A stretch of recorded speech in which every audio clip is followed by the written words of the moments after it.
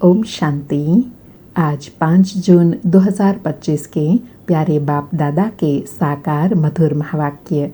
आज की मुरली के सार में ज्ञान सागर बाबा ने बेहद सुखों का आधार बताया। बेहद की नॉलेज, अभी बेहद का बाप आकर बेहद की नॉलेज देते हैं। तुम बच्चे राजयोग सीख रहे हो। बाबा कहे यह तुम्हारा ईश्वरीय कुटुंब देखो बिल्कुल निराला है। यहाँ कोई 7 रोज का बच्चा है, कोई 8 रोज का बच्चा है, सब पढ़ रहे हैं। अर्थात ज्ञान में किसी की कितनी आयु है, किसी की कितनी आयु है, लेकिन सब पढ़ रहे हैं।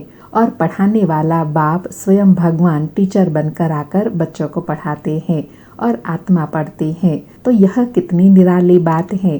फिर आज सतगुरुवार का दिन है तो बाबा ने स्मृति दिलाई कि यह वृक्षपतिवार है। उनको बृहस्पतिवार भी कहते हैं। दुनिया में लोग त्योहार वर्ष वर्ष मनाते हैं और तुम हर हफ्ते बृहस्पति डे मनाते हो। और स्पष्ट करते हुए कहा कि वृक्षपति अर्थात इस मनुष्य सृष्टि रूपी जाड़ का जो बीज है वह शिव बाबा चैतन्य है। वही इस मनुष्य सृष्टि रूपी जाड़ के आदि मध्य अंत को जानते हैं। यह चैतन्य मनुष्य सृष्टि का जाड़ है। इनको कहा जाता है कल्प वृक्ष।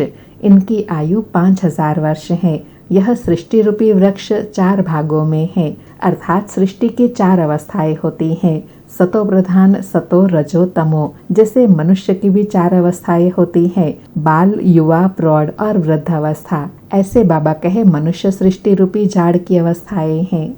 फिर अटेंशन दिलाते कहा कि कई बच्चे चलते चलते ऊंचे ते ऊंची पढ़ाई को छोड़ देते हैं। किसी न किसी बात में संशय आ जाता है या माया का कोई तूफान सहन नहीं कर सकते। काम महाशत्रु से हार खा लेते हैं। इन्हीं कारणों से पढ़ाई छूट जाती है। तो बाबा कहते हैं याद के सिवाय और कोई रास्ता नहीं। याद से ही आत्मा को बल मिलता है। योग के बल से माया बलवान की ताकत कम होती जाती है। फिर तुम सब बंधनों से, दुखों से, अत्याचार से छूट जाएंगे। इसलिए पढ़ाई में पूरा अटेंशन देना है। कोई भी बात में संशय आए तो बाबा से पूछना है। फिर नशा दिलाते कहा कि वास्तव में तुम बच्चे ही सच्चे सच्चे महावीर हनुमान हो, क्योंकि तुम योग में इतना रहते हो जो माया के भल कितने भी तूफान आए लेकिन तुम्हें हिला नहीं सकते। तुम महावीर के बच्चे महावीर हो। साथ में कहा अभी तुम बच्चे सोशल वर्कर हो, रूहानी बाप के बच्चे हो ना। और लास्ट में और पढ़ाई के लिए कहा कि जो अक्लमंद बच्चे हैं वह सहज ही ज्ञान की सब बातों को समझकर दूसरों को पढ़ाने लग पड़ेंगे। वह फौरन निर्णय ले लेंगे कि उस पढ़ाई से क्या मिलता है और इस रूहानी पढ़ाई से क्या मिलता है, तो कौन सी पढ़ाई पढ़नी चाहिए। बाबा कहते हैं दिन प्रतिदिन टाइम बहुत थोड़ा होता जाता है। बड़े जोर से परिवर्तन की तैयारियां हो रही हैं। बाबा कहे तुम्हारा पिछाड़ी में बहुत प्रभाव निकलने का है। गाया भी जाता है अहो प्रभु तेरी लीला अपरम अपार। यह इस समय का गायन है। यह भी गाया हुआ है तुमरी गतमत तुम ही जानो। तो बाबा कहे अभी तुम बच्चे बाबा के पार्ट को जान गए हो तो पूरा पुरुषार्थ करना है।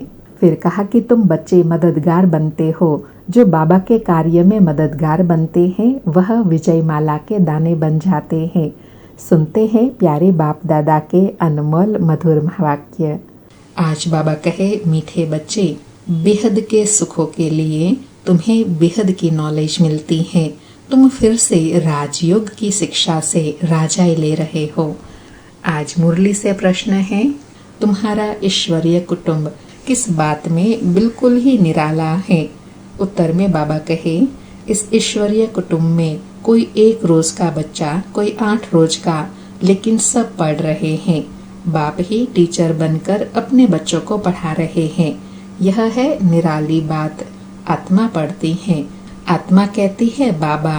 बाबा फिर बच्चों को 84 जन्मों की कहानी सुनाते हैं। बाबा कहे यह है ईश्वरीय निराला कुटुंब। आज मुरली में गीत बजा, दूर देश का रहने वाला आया देश पर आए। सारी मुरली से धारणा के लिए सार है। पहला पॉइंट, किसी भी बात में संशय बुद्धि नहीं बनना है। माया के तूफानों को महावीर बन पार करना है। ऐसा योग में रहो जो माया के तूफान हिला न सके। दूसरा पॉइंट, अक्लमंद बन अपनी जीवन ईश्वरीय सेवा में लगानी है।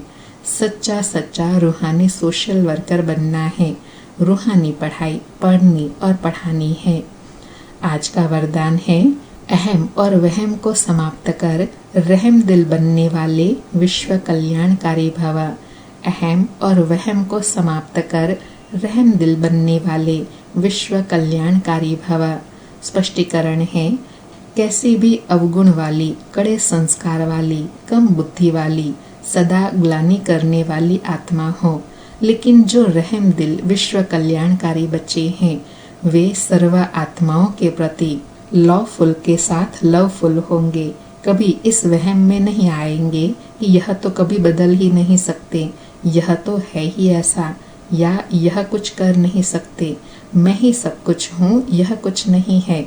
इस प्रकार का अहम और वहम छोड़ कमजोरियों व बुराइयों को जानते हुए भी क्षमा करने वाले रहम दिल बच्चे ही विश्व कल्याण की सेवा में सफल होते हैं। बाबा कहे, विश्व कल्याण की सेवा में सफल कौन होते हैं? जिनकी बेहद की भावना रहती है, जो लवफुल और लॉफुल का बैलेंस रखते हैं, अहम और वहम से न्यारे हैं, वही सेवा में सफलता प्राप्त करते हैं। आज का स्लोगन है, जहाँ ब्राह्मणों के तन मन धन का सहयोग है, वहाँ सफलता साथ है। जहाँ ब्राह्मणों के तन मन धन का सहयोग है, वहाँ सफलता साथ है। अच्छा, मीठे मीठे सिकिलधे बच्चों प्रति माता पिता बाप दादा का याद प्यार और गुड मॉर्निंग। रूहानी बाप की रूहानी बच्चों को नमस्ते। हम रूहानी बच्चों की रूहानी माता पिता बाप दादा को याद प्यार, गुड मॉर्निंग और नमस्ते नमस्ते। आज के अव्यक्त इशारे हैं, आत्मिक स्थिति में रहने का अभ्यास करो, अंतर्मुखी बनो। आज का अभ्यास है, आत्माएं जब आपके आत्मिक स्वरूप का अनुभव करेंगी, तब वे बाप की तरफ आकर्षित होकर अहो प्रभु के गीत गाएंगी और देह भान से सहज अर्पण हो जाएंगी। अहो आपका भाग्य, अहो मेरा भाग्य। इस भाग्य की अनुभूति के कारण देह और देह के संबंध की स्मृति का त्याग कर देंगे। बाबा इस महीने में बहुत विशेष अभ्यास करने के लिए कहते हैं कि आपकी आत्मिक स्थिति ऐसी बन जाए, जो आपकी स्थिति का अनुभव करके अनेक आकर्षित होकर के बाबा की तरफ आकर्षित हो, अर्थात आपकी देही अभिमानी स्थिति अनेक आत्माओं को देह की भी स्मृति का त्याग करा दे। अच्छा, ओम शांति। शुक्रिया बाबा, शुक्रिया।